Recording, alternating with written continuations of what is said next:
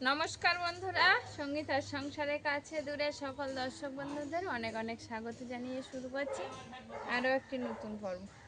বাগানে চলে এসেছি দুজন, আর বাগানে জাম গাছ তলা, এদিকে একটা জাম গাছ আছে, এদিকে একটা জাম গাছ আছে।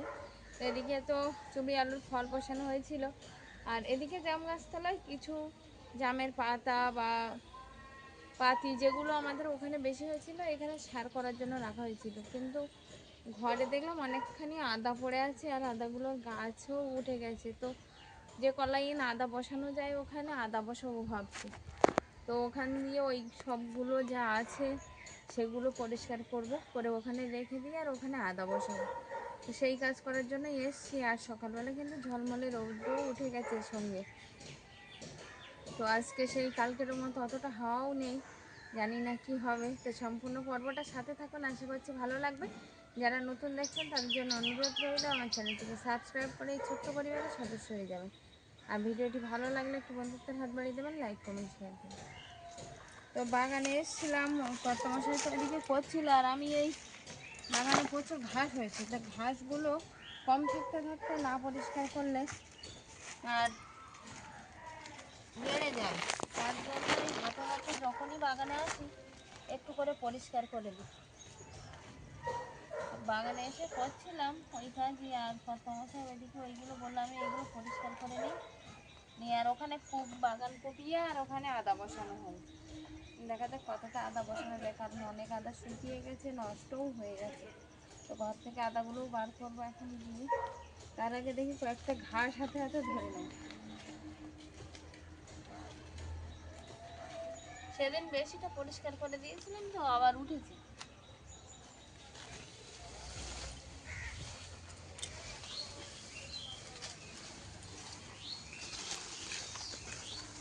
ডাটা একটু এনে দেবে, লাউ গাছটা কেটে সেই জায়গাটা পরিষ্কার করবে।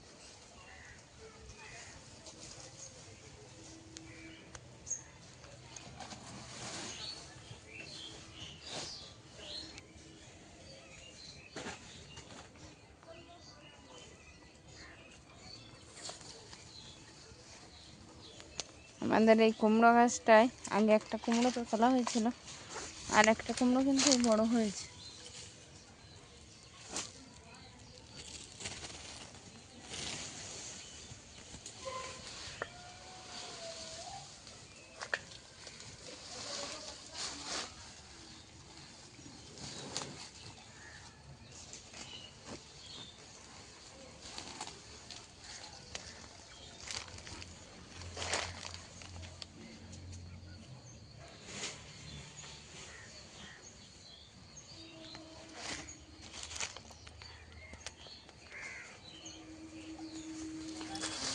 আর এইগুলো নিয়ে গেলে হয়ে যাবে না?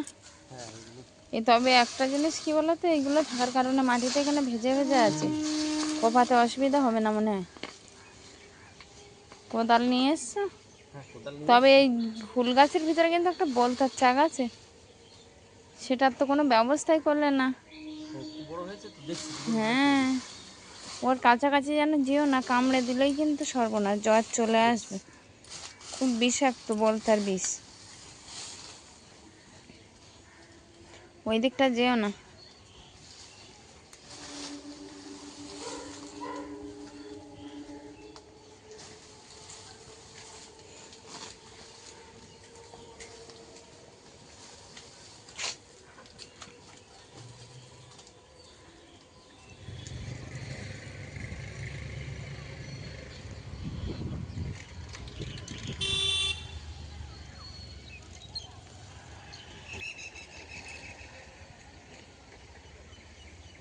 কি গো তোমার হাতে? এই তরকারি বাবা মাছ এনেছিল, মূলো ঠামা দিয়ে আসতে। ও এইখানে রাখো, আচ্ছা টেবিলের উপরে রাখো। মিষ্টি খাও, জাম আছে, আম আছে, খাও।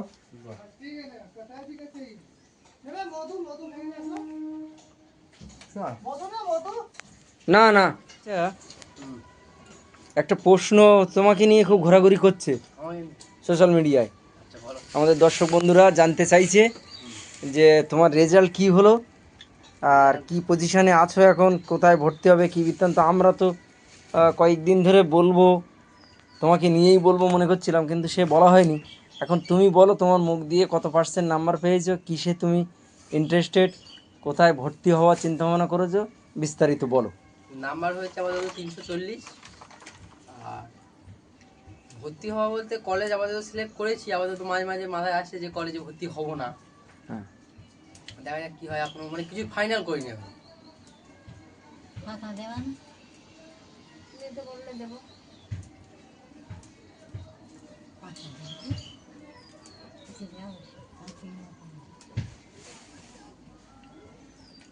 তাহলে এই চলছে। পজিশন। এর আপাতত কলেজে এমনি অ্যাপ্লিকেশন করেছি অফিসিয়াল পোর্টালে, কিন্তু মাঝে মাঝে মনে হচ্ছে যে এক বছর ড্রপ দিলে ভালো হয়। এখন কি না তাহলে হয়। সায়েন্সেই ভর্তি হবে তো?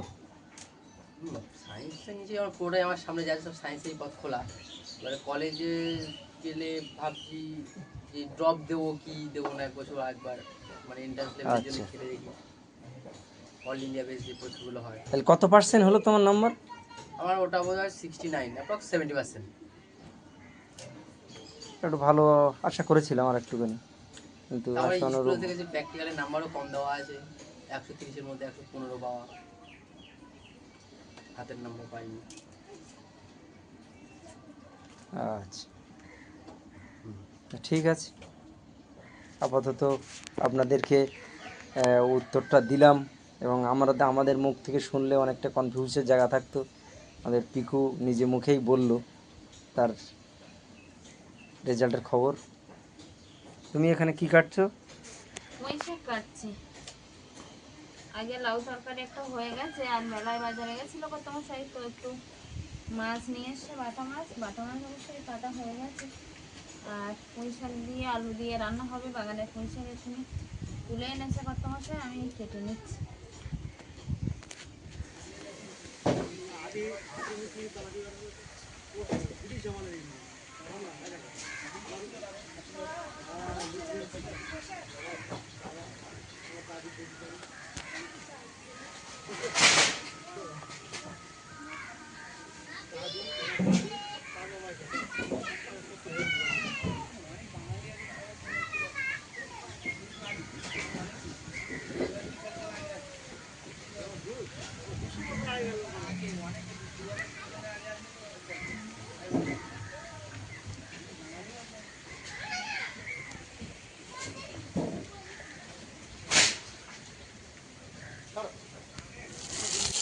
বাজার থেকে আনা বাটা মাছগুলো কড়াইতে এখন ভাজা চলছে। আর লাউ তরকারি কিন্তু আগেই হয়ে গেছে। লাউ তরকারিটা কত মাসে বাজার থেকে আস্তে আস্তে আমি বসে দিয়েছিলাম, যে একটা তরকারি করে আর এগিয়ে রাখতে লাগে, আর বাড়ি আসলে যে মাছটা আনবে তা দিয়ে একটা সবজি তরকারি হবে। তো বাগান থেকে পুঁই শাক এনে দেওয়াতে পুঁই শাক কেটেছি। পুঁই শাক আর আলুটা নিচে গামলিতে কাটা আছে, এখানে আছে পুঁই শাক আলু একসঙ্গে করে কেটে রাখা। মাছ ভাজা হওয়ার পরে এই সবজিটাই কড়াইতে পড়বে। এখানে আছে আগে থেকে রান্না করে রাখা লাউ তরকারিটা।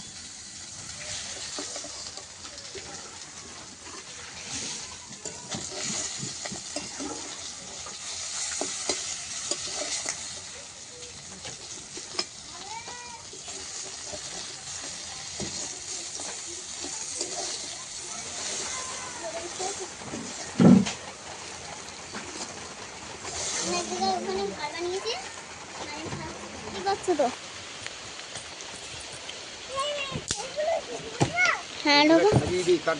হ্যাঁ যাও।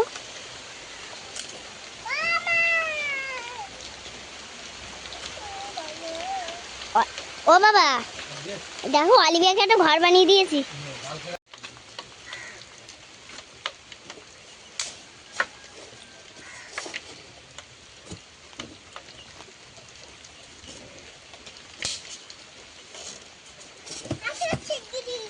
বাস কি দিয়ে ঢাকবে এবার?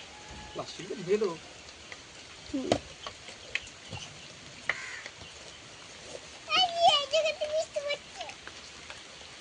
কোনো জায়গাতে বৃষ্টি পড়ছে না, চুপ কর। থাক। হ্যাঁ, না কাঠ আর তোমার কত তেমন আমার তো হয়ে গেছে। যাও যাও যাও। হঠাৎ করেই তো বাইরে বৃষ্টি চলে এসছে, তবে বিশেষ হবে বলে মনে হচ্ছে না, তবুও বাইরে যে শুকনো কাঠকুটোগুলো আছে সেগুলো কর্তমশাই তোগুলো চালের থেকে নামিয়েছে, আর এখানে বস্তায় কিছুটা ভরা আছে। তো আপাতত এই ছাউনির ভিতরে এখানে রেখে দেবো নিয়ে। ছাউনির উপরে এখন অনেক কাঠ আছে, সেগুলো সব তো নামানো যায়নি, যেগুলো নামিয়েছে সেগুলো ওইখানে রেখে দিয়েছে, দিয়ে আর ঢাকা দিচ্ছে উনানের উপরে। আর এগুলো বস্তায় ভরা, এগুলো তো রান্নার মতো এখান দিয়ে নিয়েই রান্না হচ্ছে, তো এগুলো এখানে রান্নার ধারে রেখে দেবো। এখনও কিছুটা কাঠ যেগুলো ফাড়া হয়নি মোটা মোটা, সেগুলো কিছুটা এখানে আছে। এখন দেখি বৃষ্টি যদি খুব জোরে আসে তাহলে আবার তুলতে হবে।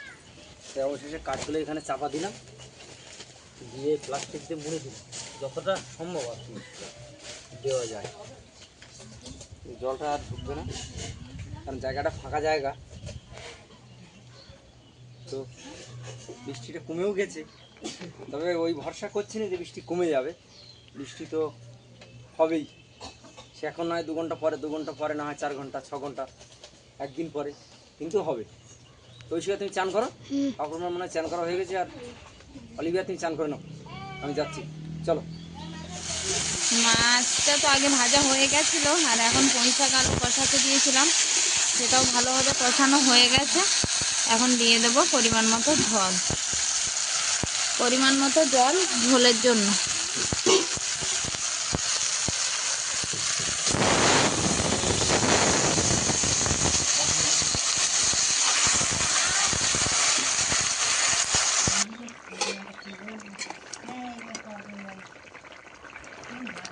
ওই শিকারা কোথায় গেল?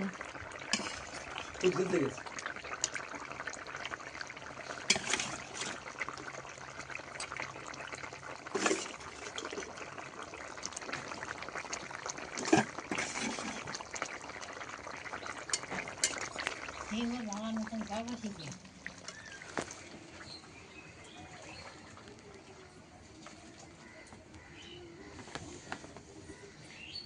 ওই শাকের তরকারি কমপ্লিট,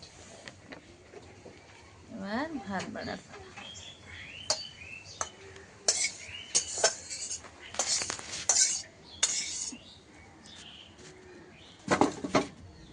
মানে ভিতরে আগুনটা দেখেছো, একদম কয়লার আগুনের মতো গনগন করছে সবে। আমাদের সেই বাদাম ভাজা কিছু কয়লা ছিল, মাঝে মধ্যে দেবে তো, যখন বেশি রান্না হবে। বেশি রান্না হলে দিতে হবে না, এবার জল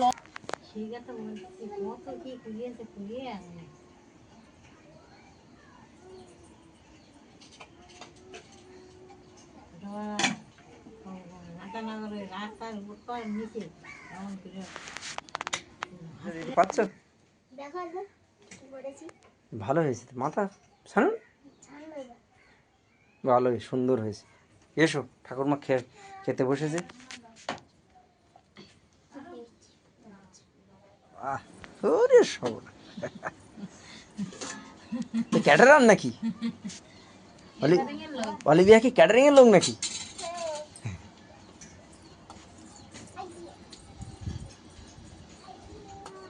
লাউ কি দানা একটু শক্ত হয়ে গেছে নাকি? হ্যাঁ, আর একটা আছে, আর মনে হয় লাউ এবছরের মতো মনে হয় ওই শেষ।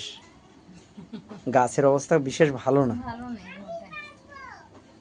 হোক, আবার চারা গাছ আনতে হবে। হ্যাঁ, চারা একটা বসাবো। আনলে কি বলতো, আবার মানে এইগুলো, এই গাছটা মরে যেতে তো আবার হবে। ওই পিকু তরকারি দিয়ে গেছে, আমার তরকারিটা আলগা করে দিয়ে দাও তুমি।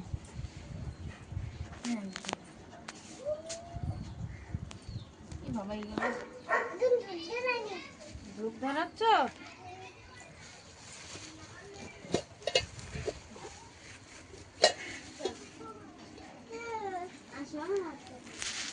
মাছ আলুর ঝোল আছে, সে দিয়ে দাও মা, ওখানে তুমি চান করতে যাবে তো, যাবো। একটা চামচ দাও, পড়ে যাবে, নিচে রেখে দাও মা, যখন লাগবে তখন নয় তুলে নেবে। হ্যাঁ, তো এখানে বড়দি মাছ আলুর ঝোল পাঠিয়েছে, আর আমাদের তো এখানে রান্না হয়েছে লাউ তরকারি, আর সঙ্গে পুঁই শাক আলু আর মাছের তরকারি। সে পিসটা দেখে মনে হচ্ছে বিশেষ বড় মাছ, কি মাছ জানি না, খেলে বোঝা যাবে।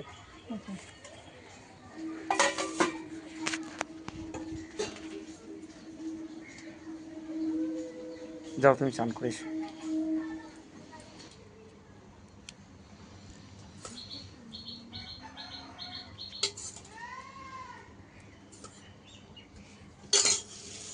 ঐশিকা বসে পড়ো, হাত ধরুন। কি বলছে অলিভিয়া? ওই যে ওই জেঠিমা মাছ দিয়ে গেছে, ও ঠাকুরমা রেখে গেছে দুজনের জন্য এই অলিভিয়া দে, কি খাবি? বড় মাছ। তাই বলো, বাটা মাছ আর পুঁই শাক কেমন লেগেছে? দেখো এই বাটা মাছ আর পুঁই শাক এ বলতে লাগে না, এই গ্রাম বাংলার একদম সেটিং রান্না। মানে পুকুরের ডিমওয়ালা বাটা মাছ, আর এখন তো আমাদের এখানে পুকুরের বাটা মাছ, নিজের পুকুর নেই, পুকুরেরই মাছ হয়তো, কিন্তু নিজের তো পুকুর না, পুকুরের বাটা মাছ আর বাগানের পুঁই শাক।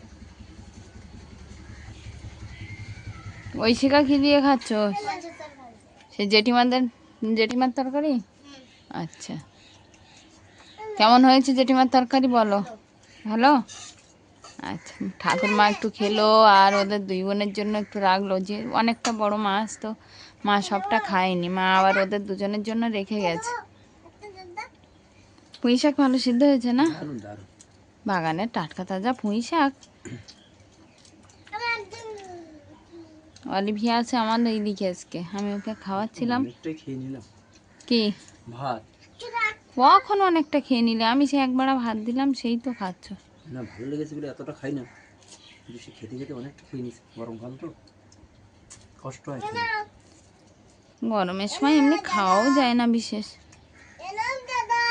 ওই শিখা শিগগির খেয়ে নাও, এবার বাড়ির তরকারি দেবো তো। হ্যাঁ, খেয়ে নাও।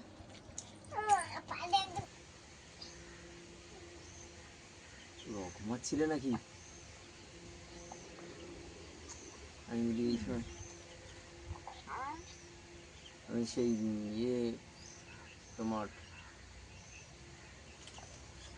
কি যেন নাম, বড়বাবু ছোটবাবু বলো না, তুমি নাম মনে করে। বড়বাবু ছোটবাবু কি করছি গো?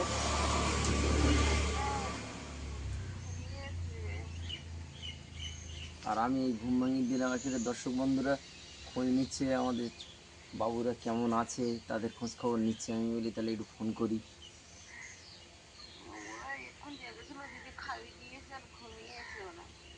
ও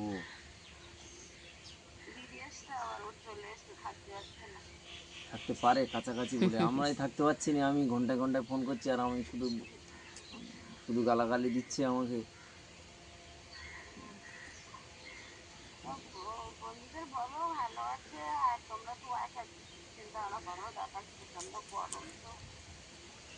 ও আচ্ছা, ঠিক আছে। ওরা তাহলে ভালো তো, সব সুস্থ?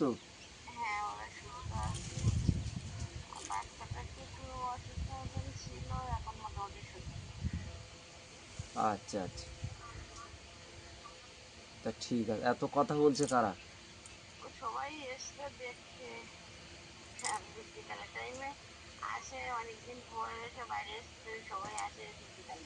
আচ্ছা আচ্ছা,